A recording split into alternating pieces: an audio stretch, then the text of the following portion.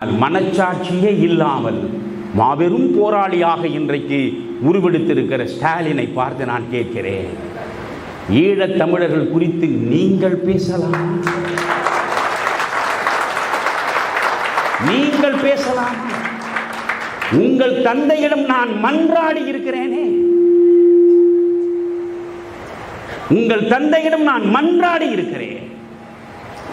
உலக தமிழர்களின் ஒரே தலைவர் என்று போற்றப்படுகிற நீங்கள் ஒன்றும் செய்ய வேண்டாம் ஐயா. சோனியா காந்தியை சென்று சந்தியுங்கள், மன்மோகனை சென்று சந்தியுங்கள். நான் சொல்வது முதலில் நடந்த யூபிஏ கவர்மெண்ட், ஐக்கிய முற்போக்கு கூட்டணி அரசு, திராவிட முன்னேற்ற கழகத்தின் ஆதரவினால் தான் அது நடந்தது. திராவிட முன்னேற்ற கழகம் தன் ஆதரவை விலக்கிக் கொண்டிருந்தால் ஒரு நொடி கூட மன்மோகன் சிங் பிரதமராக இருந்திருக்க முடியாது. இந்த தேசத்தின் விதியை எழுதக்கூடிய பேனா உங்கள் கையில் இருந்தது. அந்த நேரத்தில் நான் சொன்னேன், தனியிடம் கேட்காதீர்கள். ஆனால் வான் வழியாக ரசாயன குண்டுகளை வீசி வீசி என் தமிழ் இனத்தை கரி கட்டைகளாக அன்றாடம் குவித்துக் கொண்டிருக்கிறானே, அந்த ஒன்றையாவது நிறுத்த சொல்லுங்கள் ஐயா. செய்தீர்களா? யோசியுங்கள். இன்றைக்கு பாரதிய ஜனதா கட்சி என்றாலே தீண்டத்தகாதது என்று நினைக்கக்கூடிய திராவிட முன்னேற்ற கழகம் 1999 இதே பாரதிய ஜனதா கட்சியோடு தானே கூட்டணி வைத்தது. நாடாளுமன்ற தேர்தலில் மூப்பனார் ஏன் தனியாக வந்தார்? 1996 திராவிட முன்னேற்ற கழகத்தோடு சேர்ந்து நின்ற மூப்பனார், 98 சேர்ந்து நின்ற மூப்பனார் 99 ஏன் வெளியே வந்தார்? 1998 முதலாக ஜெயலலிதா வாஜ்பாய்க்கு ஆதரவு கரம் நீட்டினார், பாரதிய ஜனதா கட்சியோடு கூட்டணி வைத்தார். அன்றைக்கு கருணாநிதி பேசிய பேச்சுக்களை எல்லாம் முரசொலி பத்திரிகையிலும் மற்ற பத்திரிகைகளும் எடுத்து படித்து பாருங்கள். ஸ்டாலின் படிக்க மாட்டார், அது எனக்கு தெரியும். நீங்களாவது படித்து பாருங்கள். ஏனென்றால் கலைஞர், நான் ஒருவர் செத்து விட்ட பிறகு அவர் என்ன இதை சொன்னார் அதை சொன்னார் என்று சொல்லுகிற இழிந்த மனிதன் இல்லை. ஆனால் கலைஞரை நான் அடிக்கடி சந்திக்கிற பொழுது கலைஞர் ஒரு முறை சொன்னார், மணியன், வாசிப்பு என்பதே என் கட்சியில் எவனுக்கும் இல்லாமல் போய்விட்டது. அதைவிட சிரித்துக்கொண்டு, நகைச்சுவையாக பேசுவதில் கலைஞர் வல்லவர், அதைவிட சிரித்துக்கொண்டே சொன்னார், முரசொலியையே இவன் படிக்க மாட்டேன். என்னை வந்து சந்திக்கக்கூடிய அமைச்சர்களோ மாவட்ட செயலாளர்களோ வந்தால், என்னையா இன்னைக்கு முரசொலியை படிச்சியா என்று நான் கேட்பேன். நான் இதை கேட்பேன் என்று தெரிந்து கொண்டு அன்றைய முரசொலியை மட்டும் படித்து விட்டு வருவான். நான் அவனை விட மாட்டேன். சரி, இன்றைய முரசொலியில் இதை நான் எழுதியிருக்கிறேன், சரி, நேற்று என்ன எழுதினேன் என்று கேட்பேன். அவனுக்கு தெரியாது. இது வானத்தில் உள்ள கடவுள் சாட்சியாக, நான் நினைக்கிற சமயபுரத்தில் உள்ள அம்மன் சாட்சியாக, உச்சி பிள்ளையார் கோயில் இருக்கிற பிள்ளையார் சாட்சியாக சத்தியம் செய்து சொல்கிறேன். அவர்களுக்கு படிக்க ஏது நேரம் என்கிறேன். நண்பர்களை கொள்ளையடிப்பது எப்படி என்பதை கலையாக கற்ற கூட்டம் அல்லவா அது? 1973 நடைபெற்ற திண்டுக்கல் தேர்தலில் ஆத்தூர் சட்டமன்ற தொகுதியில் களப்பணி ஆற்றியவன் நான், காமராஜரின் தொண்டனாக. என் கண் முன்னாலேயே பார்த்தேன். அந்த இரட்டை இலை சின்னத்தை ஒவ்வொரு பெண்மணியும் தன் இதயத்திலே முழுமையாக உள்வாங்கி வைத்துக் கொண்டார். தேர்தல் நடக்கிற நேரத்தில் எனக்கான வருத்தம் அப்பொழுது, திராவிட முன்னேற்ற கழகம் தண்டிக்கப்பட வேண்டும். எனக்கு அதில் இரண்டு கருத்துக்கு எப்பொழுதும் இடமே கிடையாது.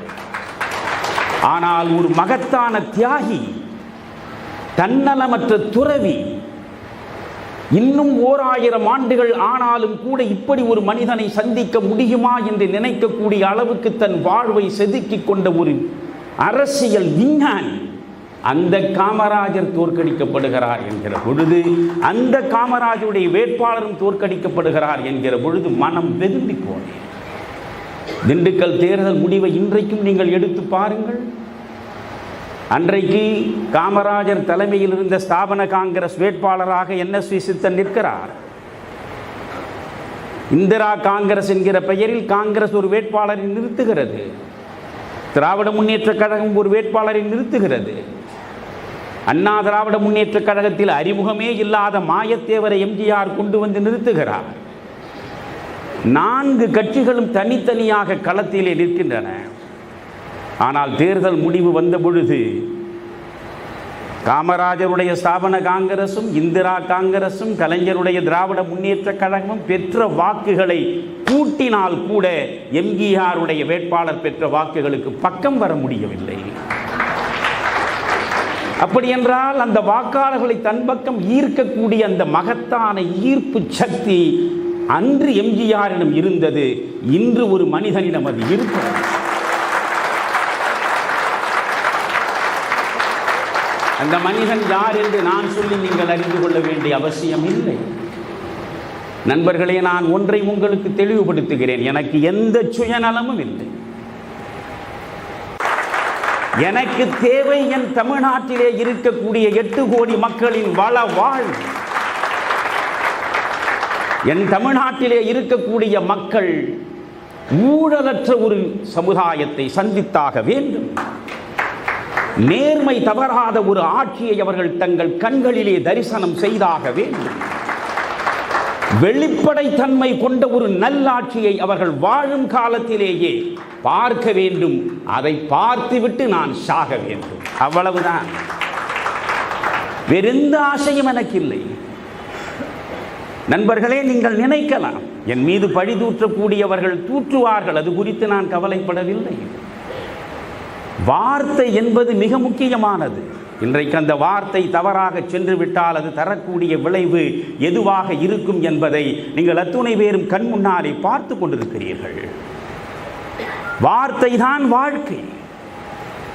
ஒரு மனிதனை வாழச் செய்வதும் அவன் வாயிலே இருந்து வரக்கூடிய வார்த்தை தான். ஒரு மனிதனை வீழ்த்துவதும் அவன் வாயிலே இருந்து வரக்கூடிய வார்த்தை தான். அதனாலே தான் பைபிளில் கர்த்தர் மிக அழகாக சொல்கிறார், வாய்க்குள்ளே செல்லக்கூடிய எதுவும் உன்னை தீட்டுப்படுத்தாது, வாயிலிருந்து வெளியே வரக்கூடியதுதான் உன்னை தீட்டுப்படுத்தும் என்கிறார். ஒவ்வொரு வார்த்தையையும் நாம் பார்த்து பயன்படுத்த வேண்டும். 50 ஆண்டு காலத்திற்கு மேல் நான் அரசியல் உலகத்தில் என் விமர்சனங்களை வைத்திருக்கிறேன்.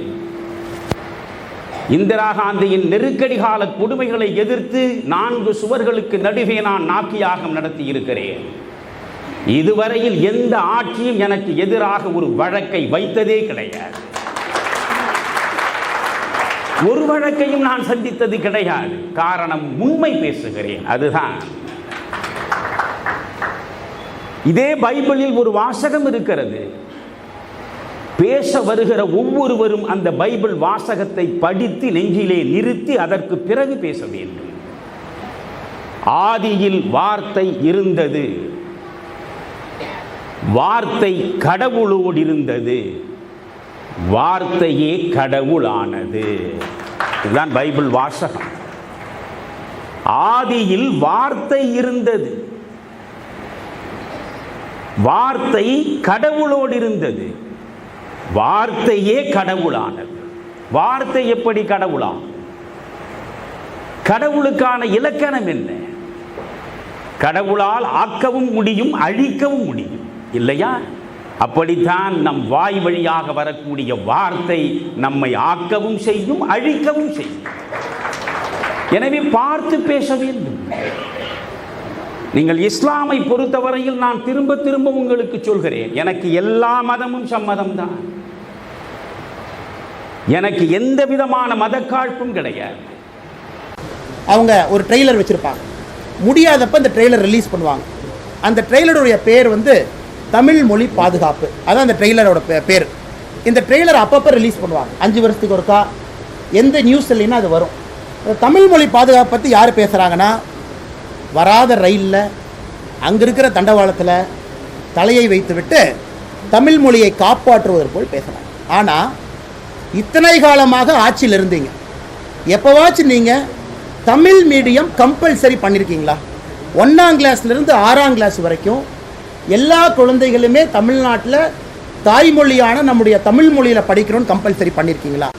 முதல் வேலை நீங்கள் செய்ய வேண்டியதே 1ஆம் கிளாஸ்லேருந்து 6ஆம் கிளாஸ் வரைக்கும் எல்லோருமே பணக்காரர், ஏழை, பெரிய நகரம், சிறிய நகரம், கிராமம், எல்லா பள்ளிகளையும் தமிழ் மொழியை தான் கம்பல்சரி மொழியாக பண்ணணும். இதை கூட உங்களால் செய்ய முடியல. நீங்கள் என்ன தமிழ் வளர்க்குறீங்க? நீங்கள் எந்த தமிழை பற்றி பேசுகிறீங்க? பார்த்தீங்களான்னு தெரியல, டைம்ஸ் ஆஃப் இந்தியாவில் ரிப்போர்ட், தமிழ்நாடு குழந்தைகள் உடைய லேர்னிங் எபிலிட்டி தான் இந்தியாவிலேயே லோவஸ்ட் அப்படிங்கிற டேட்டா.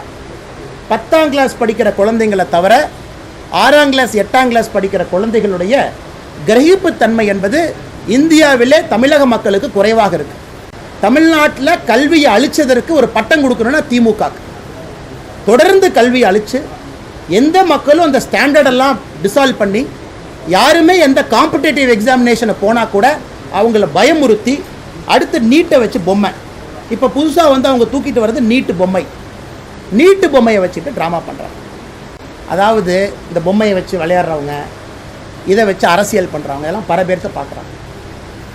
ஸ்டாலின் அவர்களுடைய அரசியல் என்பது கும்மிடி பூண்டியிலிருந்து கோபாலபுரம் வரை சினிமா துறையை மொத்தமாக குத்தகைக்கு எடுத்திருப்பது, ஸ்வீட் பாக்ஸ் ஊழலிலிருந்து, பொங்கல் தொகுப்பு ஊழலிலிருந்து, மின்சார ஊழலிலிருந்து, ரோடு போடாமல் கரூரில் கமிஷன் அடித்ததிலிருந்து இந்த சாதனைகள் என்பது ஏராளம்.